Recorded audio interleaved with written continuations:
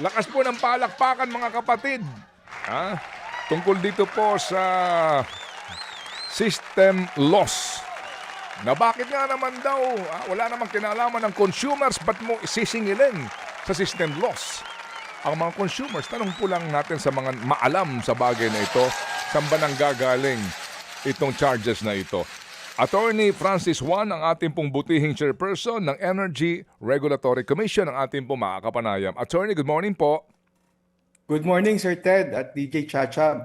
Magandang umaga. Opo, sorry po, kayo gagambalain po namin. Gusto ho lamang namin hugutin po ang inyong kaalaman dito po sa isyong ito. Saan ba hinuhugot ng Meralco at ilang pong mga power distributors yung pong charge na system loss? Saan ba ho ito, ano ba pinagbabasihan ito?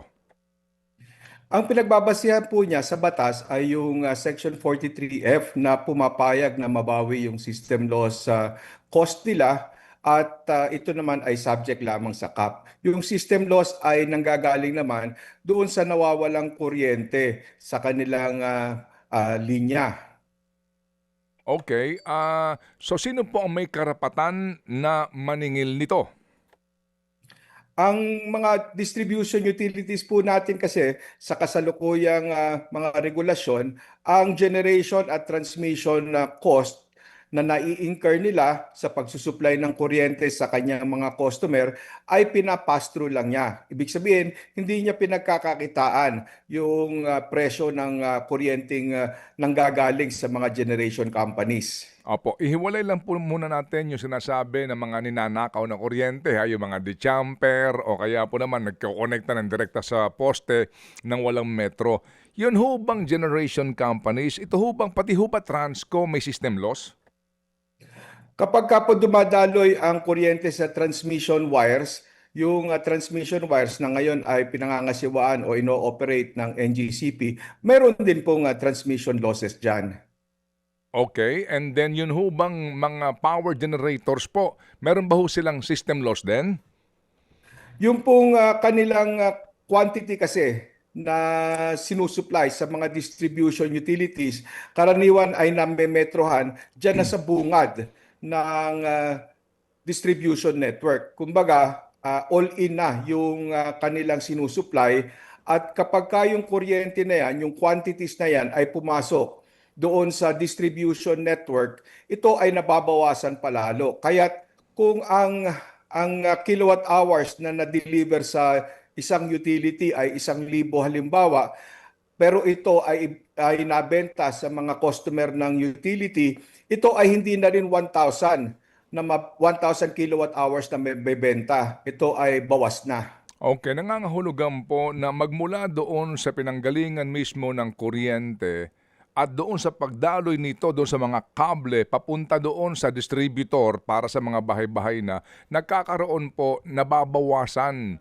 Oo, yung mismo ho, yung kuryente, ang tawag doon system loss. Opo, tama po yan. At sa level ng transmission, ito po ay transmission line losses. Okay. Mas maliit siya kumpara doon sa line losses sa distribution level kasi mas mababa na ang voltahe pagdating sa distribution network. Okay. Opo. Ngayon po sir, yan pong system loss na yan mula doon sa NGCP o maging sa generation, ito po ay sinisingil ng Meralco sa kanilang bill. Paano ang komputasyon? Ang Meralco po, bale siya ay kumukontrata on behalf of its customers at kung ano yung napagkasunduan nilang presyo na naaprubahan din ng komisyon, ito naman ang nasisingil ng generation company sa Meralco. At ang Meralco, yung kabuuang gastos na ito o yung total na peso amount, ito ay kanyang dinidivide doon sa kilowatt hours na actually sold sa kanyang mga customers. At ito na nga, dahil lang kanyang billing determinant, pagbebenta sa mga customers niya, ay yung actual na kilowatt hours na nabenta niya sa lahat ng mga kanyang customers. So ibig sabihin, bawas na ito.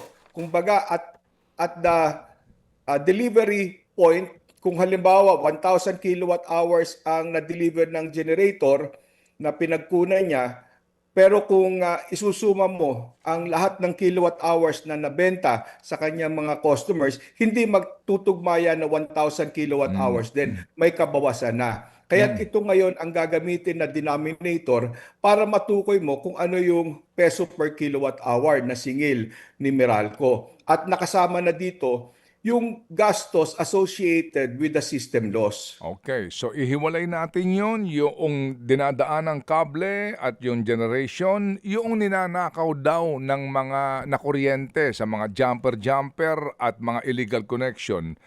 Ito po'y sinisingil din ng Meralco, bahagi ng system loss, di po ba? Opo, tama po yan. Pero may limitasyon lang din dahil mga 1% lang or less ang kanilang allowance para sa pilferage. Mm. At kung meron silang nare-recover mula dito sa kanilang mga na-apprehend na nagnakaw, ito ay kanilang ginagamit pampababa doon sa kanilang generation charge. Kumbaga, isinasauli din nila sa mga customers nila. Opo. So, napaka-technical po nito sa kwentada. Ano po? Ang ERC, ano po ang inyong papel para ho natin masiguro na tama ang system loss charges na sinisingil either ng Meralco o electric cooperatives? Ang papel po ng ERC una ay magtakda ng system loss caps. Ito nga po yung nasa Section 43F na kung ito ay iaamyendan at tatanggalin na yung paniningil ng system loss. So wala na kaming magiging role. Pagdating naman sa actual na implementasyon ngayon ng caps, ang ginagawa po ng komisyon ay kino-confirm niya kung tama lang na hanggang cap ang ni-recover ng mga distribution utilities natin. Kasi kung sumobra yung kanilang system loss, above the cap sila, yung above the cap na yon, yung gastos associated with that, sila ang dapat na mag-absorb. Opo. Meron ho ba pagkakataon na ang ERC nakahuli sa isang electric cooperative or even Meralco na mali ang komputasyon at siningil na system loss sa mga consumers? Sa atin pong ginagawang kumpirmasyon every 3 years kasi lahat ng mga yan ay napapasama sa lahat ng mga pass-through charges ng utilities. At sa kasalukuyan, ang ginagawa ng komisyon ay nire-require ang lahat ng distribution utilities na mag-file ng kanilang over or under recovery applications with ERC. Ang ginagawa ng ERC ay minamatch kung magkano talaga lang yung dapat na nasingil niya as system loss at kung ano yung kanyang aktwal na nasingil. Kung makikita natin doon sa kanyang aktwal na paniningil ng system loss charge ay lumampas siya doon sa dapat lang na gastos associated with that system loss. So ito ang naipasosoli sa kanya. Talaga pong nangyayari na nagkakaroon ng over or under recovery kasi sa buwan ng pag-a-adjust ng mga pass-through charges, kasama na ang generation, system loss, etc. So, nangyayari po na yung actual na nagiging sales ng ating distribution utilities, iba yung kantidad na yan kaysa doon sa ginamit sa pagkakalkula ng kanyang dapat na maging system loss charge, distribution charge, or generation charge. Kasi nga, ito ay nakabatay doon sa previous month. Samantalang yung pagkokolekta niya ay batay na doon sa actual na sales ng distribution utility. So Opo. nagkakaroon ng variance pagdating dito. Opo, ito po'y napaka-technical at mahirap pong intindihin at unawain. Kaya po nga tayo may ERC din para masiguro na wala pong nagmamalabis. No? Ito ho bang gantong sistema ay pinaiiral po sa ibang mga bansa din? Ang ibang mga bansa, halimbawa po sa ASEAN, ay mayroon din system loss charges? Opo, ang pagkakaalam po natin ay lahat ng ibang mga bansa ay nagkakaroon din sila ng system loss at yung gastos dito ay nababawi mula sa mga consumers. May iba-iba lang na antas ng inaalaw na system loss at yung atin naman na umiiral na cap na 5.5% para sa mga private distribution utilities. Ito ay comparable na rin doon sa mga mauunlad na bansa. 5.5% sa total bill. Sa total po na kanilang mai-incur na Generation lang. Kung Okay. ito ay sosobra sa 5.5% ang kanilang actual na system loss, yung pong hanggang 5.5% lang ang kanilang pwedeng masingil sa pamamagitan ng system loss charge. 5.5% doon sa generation charge noong consumer sa bill niya o mismo yung power distributor? Doon po sa generation, doon lang sa Yeah. generation Okay. po. Hawak kong dalawang bill ngayon dito ng Meralco. Isa po yung 3,364. Ang kanyang bill, ang kanyang system loss ay 81.34 pesos. Yung isa ho naman ay 12,000 mahigit. Ang kanyang system loss ano po ay 658.11. Ito hong gantong koleksyon, saan ito napupunta? Kapag kinolekta po ng Meralco, saan niya ito ibibigay? Ito ba sa kanya o ibibigay doon sa kanino? NGCP ba or maging sa power generator? Yung pong system loss na yan, mayroon niyang component. Ang malaking component po niyan ay generation related. So itong generation related na ito ay naibabayad sa kanyang mga suppliers. At dahil yung kuryente na yan ay dumaloy din sa linya ng transmission, so may maliit din na component yung proceeds ng system loss charge na yan na napapabayad sa NGCP. Okay, so yan pong formula sa pag-compute nito ay nasa IRR na po ng EPIRA o nasa regulasyon po lamang ng ERC? Ito po ay nasa regulasyon ng ERC na inisyu namin base doon sa Section 43F ng EPIRA. Okay, so ang system loss po ay sinisingil kasi may batas tungkol dito. Ang sabi ng Presidente, panahon na para ito ay alisin. Kung ito po ay aalisin, at kayo kukonsultahin ng mga komite sa Senado po at sa Kongreso, how do you go about this? Paano na po yung system loss kung sakasakali? Sino na ho ang sasalo nito o baka naman ibigay mo sa generator sa generation niyan, i-charge din naman sa atin. Paano po? Opo, ganyan nga po mangyayari. Kailangan nga doon sa konsultasyon sa pag-aamyenda ng Section 43F, kinakailangan ay maresolba kung ano ang gagawin natin doon sa cost na yan. Kasi hindi naman mawala yan, maamyendahan at sabihin na hindi na siya masisingil as system loss charge, ay mawawala na yung cost na yan.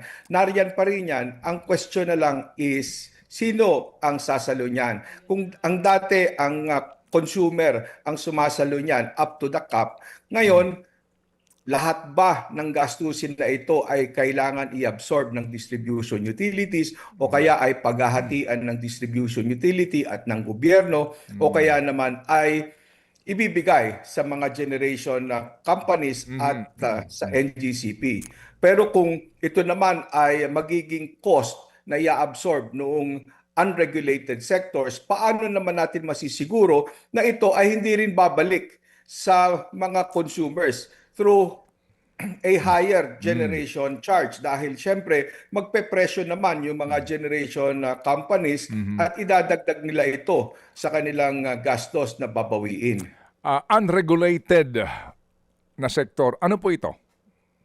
Ito po yung generation at saka retail na sektor na kung saan nagkakaroon ng malayang pagtatakda ng presyo batay sa umiiral na supply and demand conditions. Okay, so ibig sabihin po, hindi ito ganoon kasimple. Ano po, na kapag nagkaroon dito ng amyenda, tanggalin na po itong charges sa mga electric bill ng consumers. Ang tanong, sino ang aako nito? At dito ho sa pag-ako na ito, anong ating assurance kung ito po'y unregulated na, yung pong mga retailers po ng kuryente, kung yan ba i-absorb nila, meaning sila ang mag-aabono o ipapatong na doon sa presyo ng kuryente. Ganun po yan, Chairman. Opo, tama po yan. At kung ang mag-a-absorb naman, 100% niyan ay mga distribution utilities. Ang tanong naman ay, ito ba ay mababawi nila sa pamamagitan ng pagtataas ng kanilang distribution charge? O kaya naman ay talagang i-absorb na lang, pero ang magiging problema naman doon ay yung viability nila. Baka naman hindi nila talaga kakayanin at mag-suffer din ang kanilang operasyon in the long run. Opo, ang bawat utility po, halimbawa electric cooperatives o maging Meralco, hindi ho ba ang kanila pong sinasabi na distribution charges, ano po, sa ating pong bill, ito po ay regulated ng ERC, right?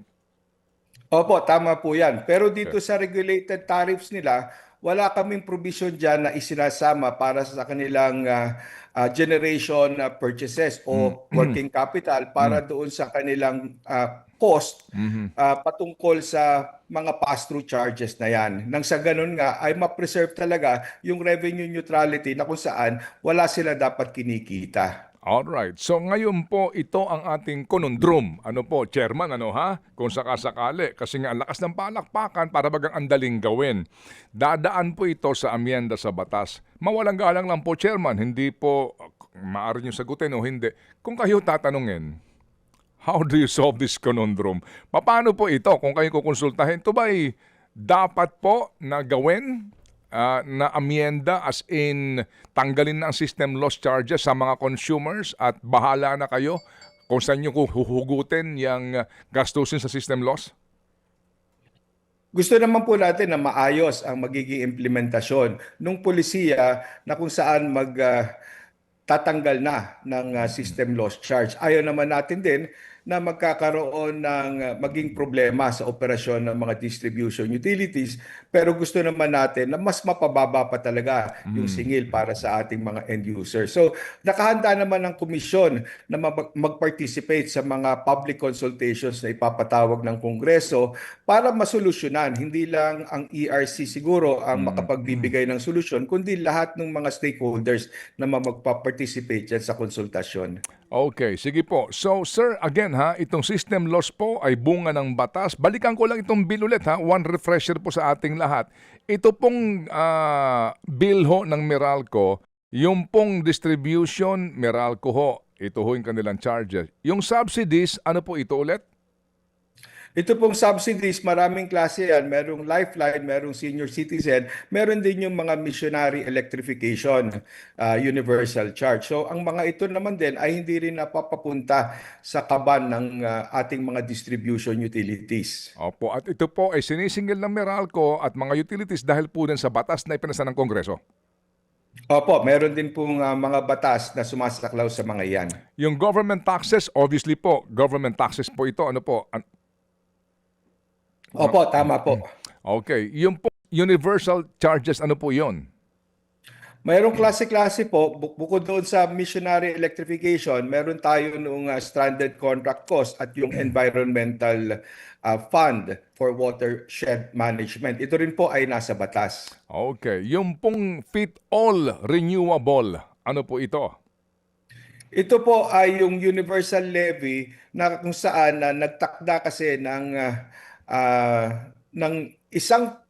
gumawa ng isang pondo o yung tinatawag nating trust fund para sa feed-in tariff at yung kabila naman ay para sa green energy auction. Dito po kumukuha ng kabuang kabayaran para mabayaran yung mga renewable energy plants na nagsipagtayo sila at nagsisipag-generate ng kuryente, pero ang benta nila sa merkado ay mas mababa kaysa doon sa ginarantiyahang taripa nila. So ibig sabihin po, sino po nagbibigay autorisasyon sa Meralco na maningil nito? ERC lang ho ba o batas din? Opo, meron po tayong batas, yung Renewable Energy Act, at sinasabi dito na kakailanganin na magkaroon tayo ng feed-in tariff system para makapaghikayat ng pamumuhunan sa renewable energy. Nangangahulugan po na ang lahat ng sinisingil dito sa bill na ito ay gawa po ng batas na nilikha ng Kongreso. Opo, dalawa po talaga yung pinanggagalingan nung singil natin. Una, yung gastos at ikalawa, yung polisiya. Yung polisiya, kung susumahin natin, nakakadagdag din po talaga. Pero yun naman ay dahil pagdidesisyon din ng ating administrasyon o ng Kongreso na mayroon dapat tayo mga pulisiyang ganyan. Dahil in the long run, halimbawa yung nangyari sa Middle East na nagka-problema sa supply, mas mainam nga din na mayroon tayong indigenous supply ng kuryente para hindi tayo masyadong dependent sa imported fuel. Opo, yung green energy kung tawagin. So, kung sakasakali po na magkakaroon na ng amyenda sa EPIRA, kayo ho ba sa ERC, meron na hong mga ilang pang iniisip na dapat yun hong maisuggest, no, maipanukala para din po sa inyo pong kapangyarihan o sa kaulad po ng ating bayan sa usapin po ng kuryente? Opo, meron naman tayong naisumiti na sa Senado patungkol dun sa mga pending na Senate bills para sa pag-amyenda sa IPIRA. Pero kung magkakaroon pa ng mga karagdagang proposals to amend the IPIRA, pag-aaralan po namin yon at kami ay magbibigay ng aming komento o suhestyon. Alright, so ang liwaliwanag po ng ating diskusyon. Attorney, thank you again po sa inyo pong pagpapaliwanag. Mas nauunawaan po namin ang isyong ito. Mabuhay, Attorney. Thank you po. Maraming salamat din po, Sir Ted. Thank you.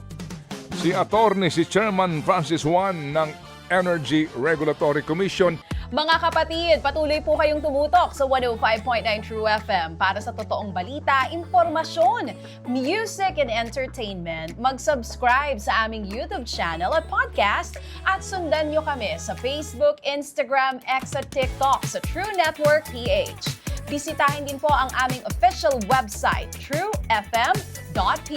At panoorin din kami sa True TV Signal, Channel 19. Kami po ang 105.9 True FM. Laging true sa'yo, kapatid.